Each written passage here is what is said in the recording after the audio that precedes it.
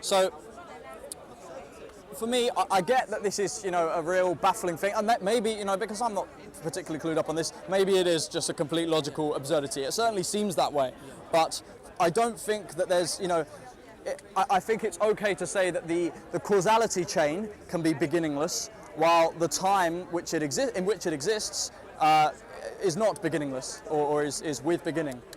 I don't see, it's hard to wrap your head around, but I don't see how you can say it's logically absurd. It just, you bring up your mother can't give birth to herself. Yes. That's, that's a different type of sort of, It's a logical impossibility. Yes, that is, okay, but, let's say there are sort of temporal parts of your mother that sort of exist, and this is weird to talk about, but she could, in essence, your mum does create herself, in that your mum in the present sort of, certainly causes herself in the future to persist. Not really. So this is what I'll say, that some of our atheist friends, they go to extreme levels, because look, if you deduct it logically, the universe cannot create itself. This is my proposition, It cannot come from nothing, because it's an impossibility. Zero can never equal one. Okay, I want to come to that, but sure, So logically, this is what I'm trying to say. Yeah. It cannot be infinite, because infinite doesn't exist in the real world. Yeah, you can't have an infinite. As far as we know, exactly. Yes. As far as we know, it's all as far as we know. You can say that, but logically, I'll grant you that. Yes. Logically, you can't, because infinite has no beginning and end. If you take away from infinite, add to infinite, it contradicts itself. Yeah. I'd want to get into that, because there's two different types of eternity. But yes. Then what we logically come down to is that it has to be created. It requires a cause. That's undeniable. Now, what I say is, the fact is this: how is it that this specific instance here of it's created, we don't give it emphasis enough? But when it comes to infinite, it created itself, it came from nothing, which are logical impossibilities as far as we know, we can say, okay, argument say. But how is Here we go. I bought a coffee, shouldn't we do this? Oh! What the fuck? Stop it. Should we? Can someone? Should we stay? So silly. Because we don't know, that doesn't mean that it's wrong. Yeah, of course. Because we don't know. It doesn't mean. Anyways, sadly, we're trying to change this attitude in the park. Yeah. That's disgusting. Is she gone? Izzy's over there. I don't know who that woman was that attacked her.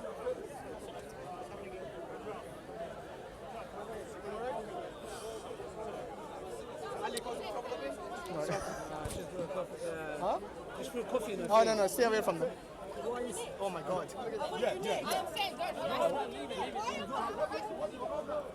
Anyway, Argument. yeah. I'll let you get on. Yeah. Anyway, So do you want to carry on and just leave that in the background? Yeah, what I was saying was, like, logically, if you think about it, that cause and effect makes logical sense. Yes. Something coming from nothing does not. All right, okay. It creating itself from nothing, it creating itself does not. Infinite in the real world doesn't. So what I'm trying to ask Jacob, as our atheist friends, is that why is it that we push our limits? Like, when it comes to logic, with our daily life, we go about it. But when it comes to God, we just have this special part, this jar that we have, and we take the logical argument and we go to these extreme levels of, maybe it did come from nothing. Okay, so right. I'm trying to understand, as atheists, that why does our atheist friends or agnostic friends go to the extreme levels where logically, on their daily basis, they'll go about looking on the road left and right. When they wake up, they know downstairs there's toast. Everything is in place. But when it comes to God... You're saying I'm going to extra measures to deny the obvious, which is God. I'm being more skeptical of God than I would be in everyday life. Okay, right. Because I just want to know why that happens. Why I apply a different criterion to God. For goodness sake, man. Oh, honestly, you have no idea. That did not come from nothing. Yeah. Behind the cause and effect. Yeah. Okay, so why am I more skeptical Not you, of atheists, some atheists. some atheists? Reason. That's what we're talking about. This is reason, logical. it's a good it's a really good question, and sort of. They don't just create it; they use reason and they use evidence to base it upon their evidence. You're sorry, right. But I understand what he's saying. But the thing is, sir, something coming from nothing is an impossibility. Infinite, something being there forever, from what we know, we can even agree, logically doesn't make sense. Something creating itself doesn't make sense. But And it has a cause and effect, is the most rational, logical thing to come to, but you disregard that and say, no, it might come from nothing. I don't think people disregard. I'm sorry, I don't mean to jump in. That's all right. I have an answer for you now, but if you want please, get in there. Get in there. Okay, right. You get So, it. right. You got him on the road. Okay, right. No, certainly not. This is a similar argument. I'm going to digress for a bit, but bring it up. I take one of the positions I hold, which is obviously more useful in argument against Christians, although it's appropriate for you as well because the Quran lists Jesus. I don't believe Jesus really ever existed. I don't think he was a historical figure. And Christians often say sort of, oh, don't be, that's nonsense. You believe Julius Caesar existed. You believe Socrates existed. You believe in this person. Why are you applying this higher standards to Jesus just to suit your own sort of atheistic ideology? Okay. Do you understand here? Sorry, I'm watching camera. okay, right. Jacob's, Apologies. Handsome face. And when you accept Islam, you might get married, and the sisters might want to see what you look like. Yeah. Maybe. Right. Maybe that's like right. So Sorry, oh, look at you distracting me now with your flattery. Yes. So okay, no. Right. So that I say I don't think I am applying a different. I don't think there is a double standard here, because just in the same way, I doubt, for example, that Homer, the Greek poet who wrote supposedly wrote the Iliad and the Odyssey, I'm not sure if he ever existed, to be honest. And I'm not doing that because I've got sort of some anti-Greek agenda, but I'm doing it because I just wonder sort of. That's reasonable. I would say that's understandable. Yeah. So evidentially, just in the same way, for example, I get what you mean. Some atheists are convinced that there's a multiverse. Well, you can't be consistent and say that, oh yeah, there probably is a multiverse, even though there's no evidence, and then say, but there can't be a God, when there's no evidence. Okay, be consistent. I'm open to maybe there was a creator, but I'm not convinced at the moment. I'm open to there being a multiverse, but I'm not convinced at the moment because we just don't know. So I would say I don't have. What is the double standard, maybe? Because I don't think I have one. Maybe some atheists do, but. Okay. So what you said there. So for example, multiverse. Yeah. We can deduct logically. Deduce. Sorry. Deduce. Don't want to make you look bad on camera. Just grammar Nazi. Allah says in the Quran, if you don't know something, ask somebody that knows. Right, we go. So we can deduce, that the multiverse, we can deduce it and find out if it logically makes sense. We can't compare that with God, because what we're doing is we're saying, okay, there's a theory of the multiverse, how there's a theory of God. I believe the theory of God is more solid and more strong, yeah? Sorry, you personally believe that, or one believes that? We believe that. Okay, the Muslims. Okay, fine. Sure. Yeah? And our argument is that it cannot logically come from nothing, it cannot create itself, it cannot be infinite, therefore it requires a cause. It's a logical. If I'm wrong, then you have to disprove my premise why I'm wrong. If I believed in the multiverse, then I would. If you're factoring the multiverse, I could deduce. Yeah, Jacob's taught me that. Yeah, we got that. Deduce. Yeah, I can. It sounds a bit like seduce. So I'm trying to. I know what you mean. Yeah. Sounds dodgy. It's all right. We're all straight here. It's fine. I'm trying to. Yeah. So I'm trying to say that. How is this still going on? Can you? John. This is what people like. Look at that. Do you want to carry on, or do you want to postpone? You do? This is what we're trying to move away from. We change hypothesis. And this the difference between religion and hypothesis. Yes. Is that you have evidence, and you change. We can change based upon the evidence. We can change our hypothesis. Yeah. No, you're right. No, that's Scientifically, yes. And that's where you're coming from. Whereas the that's religion stays the same no matter what. I'm not being disrespectful. No. The principles of the religion stays the same. But what we're saying is logically, that science would go with evidence, peer reviewed, And it changes. It does change. No, it changes. And it's subject to falsification. In fairness, theologically, that happens as well. There was a lot of conflict between. It is like Al-Ghazali contradicted. Did you say Ibn Sina? I say Avicenna, but Muslims Ibn Sina. Sorry, yes. Sorry, let's leave that for now. But yeah. Yes. So what I'm saying is, So what I'm trying to say is that logically, where we're coming from as theists is we're saying to our atheist friends who are involved in science. There's no scientists that are theists. Yeah, there's some. The vast majority. Oh no, there are. But the vast majority are atheists. I don't want to make atheists. it seem like all scientists are atheists. No, I'm not saying that. So therefore, we're saying if you're logical, rational, then let's use our logic and rationality to come to basic conclusions. So my question was, why is it that when we go on our daily life, we have certain premises and certain arguments that we have that we can say, okay, I know if I walk into a tree, I might hurt myself. Yeah. We have. If you went home and you saw coffee splattered over the sofa, you're not going to say it was a blue monkey that came from Mars and flew into Pluto. You're going to come to simple, basic understanding, conclusion, yeah? Rationally. Why is it that when it comes to the existence of God and we use our arguments, premises to deduce, why is it that that gets like, oh, hold on a second, nothing might be not nothing but something, but it may have created itself.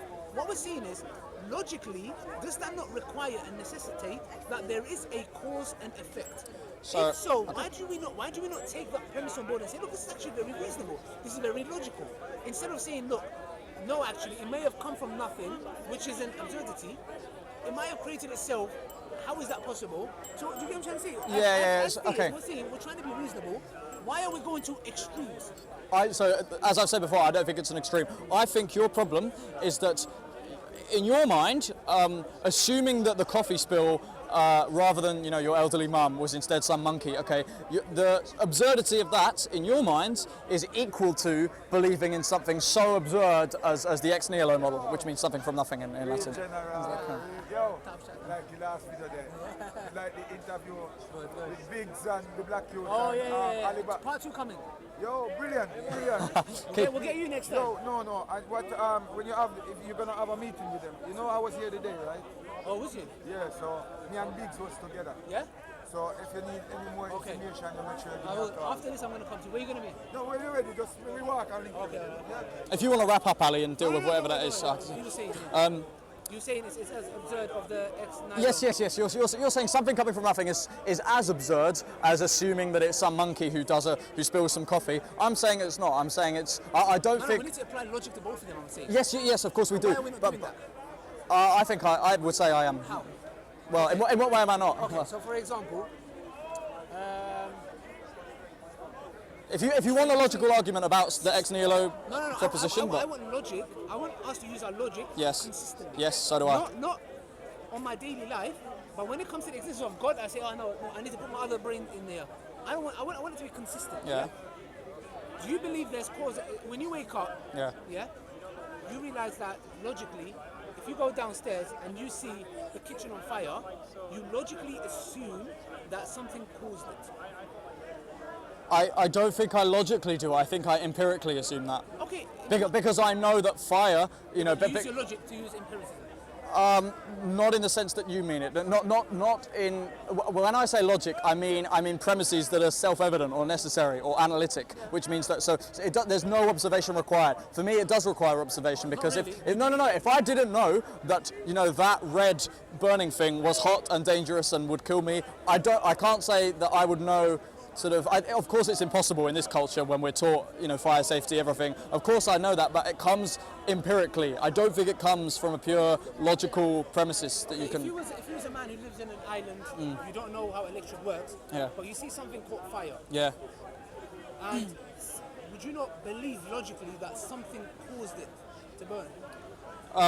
If it were out of the ordinary, I would have to assume that yes, there was a change of events that hadn't happened. So there was some kind of causation. Sure, call it a cause for now. Yes, okay. So what we're seeing is that if you're walking down the road and you see an accident happen, Yeah. you will say, okay, there's a cause to this accident. Yes.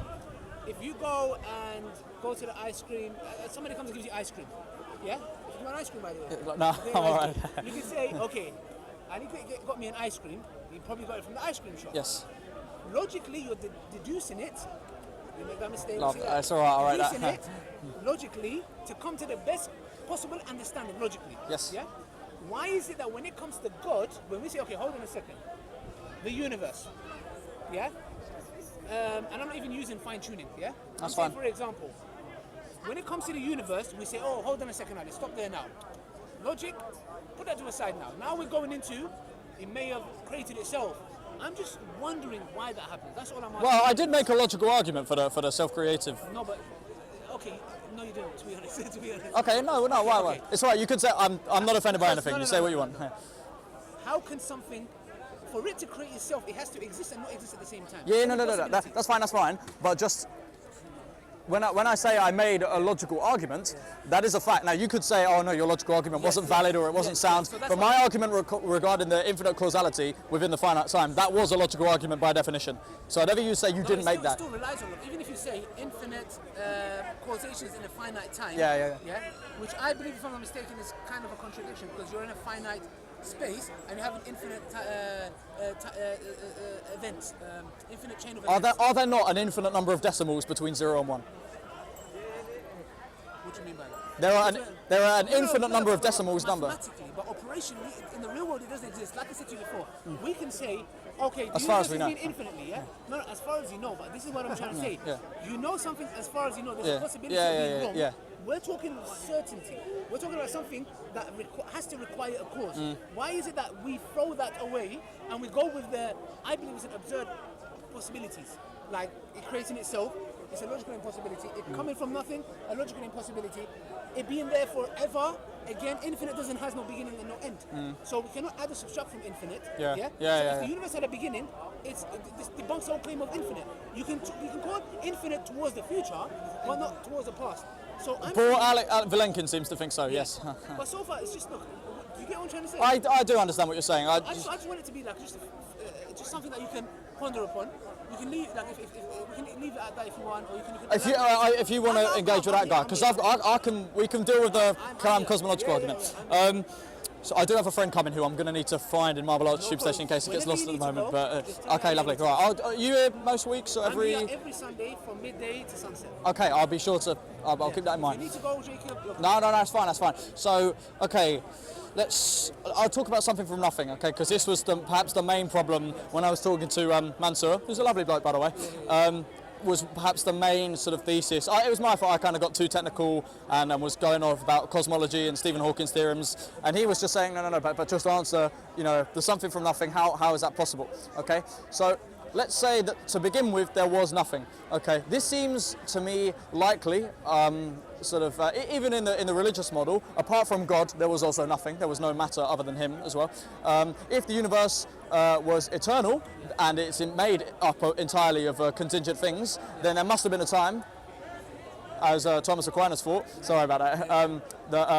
There must have been a time where none of them existed. If they're all contingent and the universe is eternal, even then, there must have once been nothing. And then, of course, if the universe had a beginning, there must have been nothing there. So we can assume that nothing having existed before is a distinct possibility, okay? I can't remember what the Quran says about in the beginning, sort of, what God... I can't remember. I read the first chapter, but... But anyway, never mind that for now. But so if there were nothing, right, then absolute nothing, nothing includes no laws. There's no laws of physics. God existed. Yes, that's fine. That's fine. But just assume. Okay. In fact, maybe it's unhelpful to bring God into this for now. But just assume a nothingness. Okay, which is what we're saying. Because you're saying how could something come from nothing? Okay, so this is my model of a godless nothing, a pre-universe nothing. Okay, in that nothing there exists no laws, no logical laws. So the laws of identity, non-contradiction, and excluded middle, they're not there. The laws of physics don't exist. The laws of thermodynamics, the law of conservation of matter, nothing there. Okay, right. That means, okay, when you say, how on earth can something come from nothing? How on earth can you just get spontaneous generation or 0 + 0 = 1, whatever? You're saying that in the context of a world which you've lived in and experienced as having these physical laws. But in the nothingness, these laws aren't there. So there's no real thing to sort of, sorry.